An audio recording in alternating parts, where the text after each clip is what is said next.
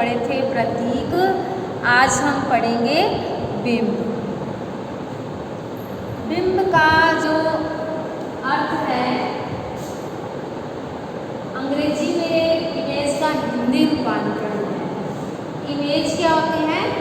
मूर्ति, झलक, छाया चित्र। कवि जो है जब भी कोई काव्य रचना करता है तो उसमें बिंब का प्रयोग करता है। बिंब क्या है? कल्पना पर आधारित होते हैं। कभी क्या होता है कि हमारे समक्ष क्या है, मान लीजिए कवि किसी भाव को व्यक्त करना चाहता है अपनी कविता के अंदर, तो उन भावों को हम किस प्रकार से समझ पाते हैं कि कवि ऐसे बिंबों का प्रयोग करता है जिससे क्या है वो चीज़ हमारे सामने साक्षात हो जाती है, हमारे सामने मूर्त रूप में स्पष्ट हो जाती है, उसकी झलक जो है हमारे दिमाग में बन जाती है, हम उस चीज़ को इमेज कर लेते हैं।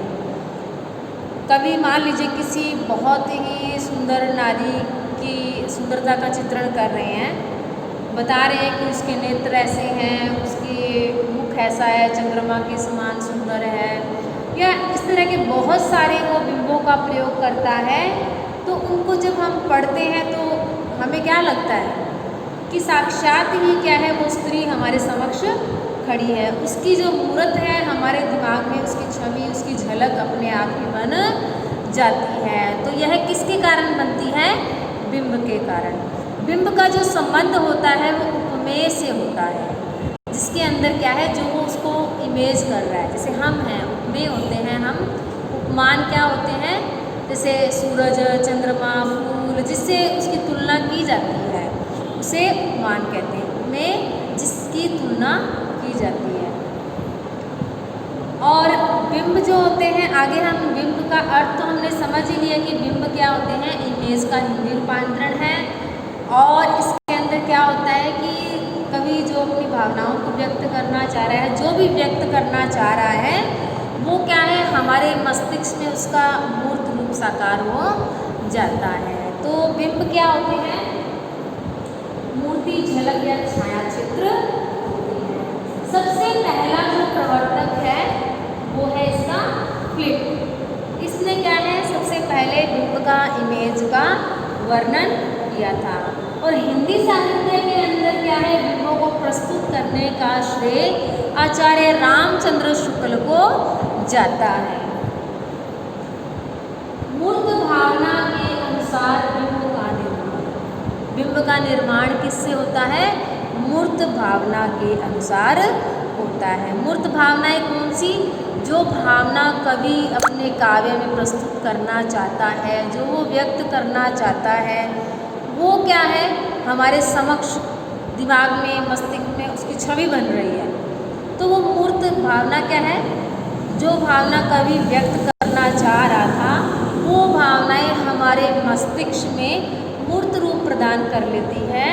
तो वह क्या होती है? बिंब पर आधारित होती है, इसी कारण ऐसा होता है। तो बिंब क्या है? हमारी भावनाओं को मूर्त रूप प्रदान करता है। नंबर 4 कहता है रचनात्मक भाव। अर्थात क्या है, कवि जो है अपनी रचनाओं के अंदर भावनाओं को व्यक्त करता है तो एक तरह से नई छवि, नई मूर्त रूप जो हमारे हृदय के अंदर या हमारे दिमाग में, मस्तिष्क में जो बनती है तो वह एक रचनात्मक कार्य ही है। तो वो रचना पर आधारित है, क्योंकि कवि काव्य लिखता है, ठीक है, उसके अंदर कोई भी चीज़ वो बताना चाह रहे हैं, चाहे वो गद्य हो चाहे पद हो, उसके अंदर भी क्या है कवि या लेखक जो है प्रतीकों का प्रयोग कर सकता है, बिंबों का प्रयोग कर सकता है। जैसे हम बचपन में गाय का लेख लिखते थे तो टीचर क्या पढ़ाते थे कि गाय के 4 पैर होते हैं ना, और 2 आँखें होती है, 2 कान होते हैं। जब वो ये चीज़ें बता रहा होता है तो हमारे मन मस्तिष्क में उस गाय की छवि बन जाती है ना। तो वो होते हैं बिंब, जो हमारा मन या हमारा दिमाग जो है स्वतः ही अपने आप ही उसको इमेज कर लेता है, बना लेता है। तो यह एक रचनात्मक क्रिया है बिंब। उसके बाद है बिंब का अर्थ है प्रतिछाया। प्रतिछाया अर्थात जैसे हम शीशे में अपने आप को देखते हैं तो हमारी छाया ही हमें नज़र आती है। तो इसी तरह से जब कवि कोई बात या कोई भावना को व्यक्त करता है अपने काव्य के माध्यम से, तो वही भावना मूर्त रूप से हमारे मन मस्तिष्क में साकार हो जाती है, तो वह उसकी प्रतिछाया बन जाती है। इसके बाद देखिए इसका निर्माण कल्पना से होता है। बिंब की एक और विशेषता क्या है कि बिंब का जो निर्माण है वो कल्पना पर आधारित है। अगर हम इमेज ही नहीं करेंगे, कल्पना ही नहीं करेंगे, तो वो बिंब क्या है, साकार रूप कैसे लेंगे, हमारे हृदय के अंदर उसकी प्रतिछाया कैसे बनेगी। कवि ने मान लीजिए किसी जैसे हमने तोड़ती पत्थर कविता जब हम पढ़ते हैं, निराला की तोड़ती पत्थर, तो उसमें क्या है, वो कहता है चिलचिलाती धूप के अंदर क्या है, एक स्त्री पत्थर तोड़ रही है, पसीने की बूंदें उसके माथे से टपक रही हैं।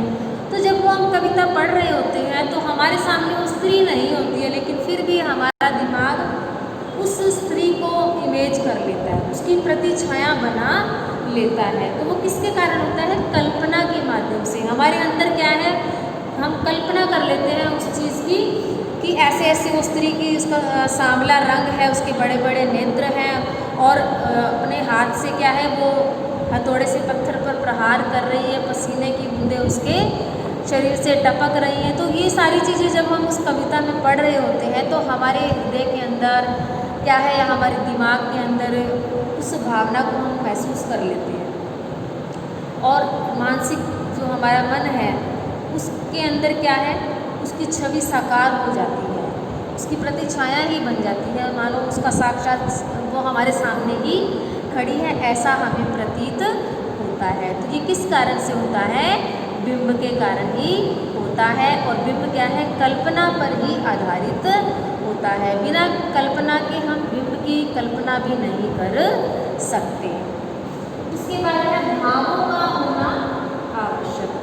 अगर हमें बिंब को जानना है तो भावनाओं का होना आवश्यक है। अगर हमारे हृदय में भावनाएं ही नहीं होंगी तो हम क्या है, काव्य में कहे गए भावों को कैसे समझेंगे। जो कवि अपनी अनुभूतियाँ, भावों को जो वो कविता के माध्यम से प्रस्तुत करना चाह रहा है, तो हम उसे किस प्रकार से समझेंगे अगर हमारा हृदय भावों को नहीं होगा। तो बिंब को जानने के लिए, बिंब को समझने के लिए, या फिर बिंब के अंदर जो प्रतिछाया बनती है हमारे हृदय के अंदर, वो किस कारण बनेगी, जब हमारे हृदय के अंदर भाव होंगे। बिंब का संबंध अलंकारों से। अब कवि जो है अपनी कविताओं के अंदर क्या है, अलंकारों का प्रयोग करता है। अलंकार तो हम 11वीं 12वीं से भी पढ़ते आ रहे हैं। अलंकार क्या होते हैं, जो काव्य की शोभा बढ़ाते हैं, सुंदरता बढ़ाते हैं, चारुता बढ़ाते हैं, उसको रोचक, आकर्षक और प्रभावशाली बनाते हैं। किसी बात को हम एक तो सीधे तरीके से कहते हैं और एक शब्दों को, एक एक शब्द को पिरो करके कहा जाता है। शब्द योजना का चयन बहुत अच्छे तरीके से किया जाता है। तो जब कवि उन अलंकारों का प्रयोग कर लेता है तो काव्य की शोभा कितनी ही बढ़ जाती है। तो कवि जो है अपनी भावनाओं को व्यक्त करने के लिए, भावों को व्यक्त करने के लिए, प्रभावशाली, रोचक बनाने के लिए क्या है, अलंकारों का प्रयोग करता है। अलंकार क्या होते हैं, जो काव्य की शोभा बढ़ाते हैं, और अलंकार ही क्या है, जो बिंब से हमें रूबरू कराते हैं। बिंब क्या है, प्रतिछाया। अब आपने पंत की कविताएं पढ़ी होंगी, प्रकृति पर आधारित होंगी। कितनी ही ऐसी कविताएं हैं जिसके अंदर उन्होंने अलंकारों का प्रयोग कितना सुंदर किया है। मानवीकरण अलंकार का आप देखो उन्होंने कितना अच्छा प्रयोग किया। जैसे प्रकृति जो है उसको मतलब कि स्वर्ग से उतरती हुई अप्सरा बना दिया है, परी बना दिया है। तो वो चीज़ें क्या है, असल में तो कोई आकाश से परी नहीं उतरती, लेकिन क्या है, कवि ने अपने भावों से, कल्पना से और अलंकारों के प्रयोग से उसे साक्षात प्रस्तुत कर दिया। हमारे मन मस्तिष्क में उसकी एक छवि बन जाती है।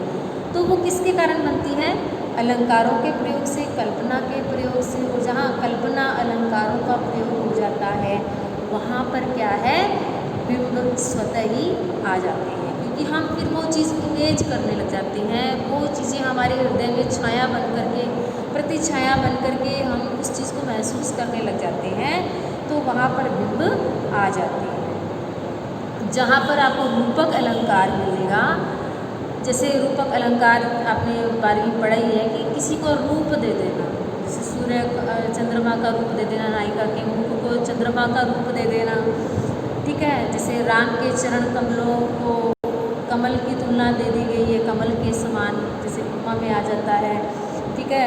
कमल रूपी चरण, ये रूपक अलंकार में आ गया। तो ये जहाँ पर उसका रूप दे दिया गया है, हालांकि राम के चरण कमल तो नहीं है, लेकिन कमल के समान कोमल है, उसके तरह ही है, जैसे उसका ही रूप धारण कर लिया हो। तो उससे क्या है, हमें कमल जब उसको कह दिया है, मुख को कमल कह दिया है, चरण को कमल कह दिया है, तो हमें वो कमल तो नहीं दिखेगा, लेकिन क्या है, हम महसूस कर लेंगे कि उनके जो चरण हैं कमल के समान कोमल हैं, नरम है ना, जैसा सुंदर है, ये चीज़ें हम इमेज कर लेते हैं। तो ये किसके कारण होता है, बिंब के कारण ही होता है। अगला है, बिंब एक शाब्दिक चित्र है, यानी कि एक शब्दों का चित्र है। जब कवि काव्य रचना करता है, अलंकारों का प्रयोग कर लेगा, ठीक है, और उसके अंदर छंदों का प्रयोग कर लेगा, उससे क्या होता है कि जैसे जैसे वो प्रतीकों का, बिंबों का प्रयोग करेगा, एक नई ऐसी शब्द योजना बन जाएगी, जिससे क्या है, वो चित्र साकार रूप में नजर आने लग जाएगा।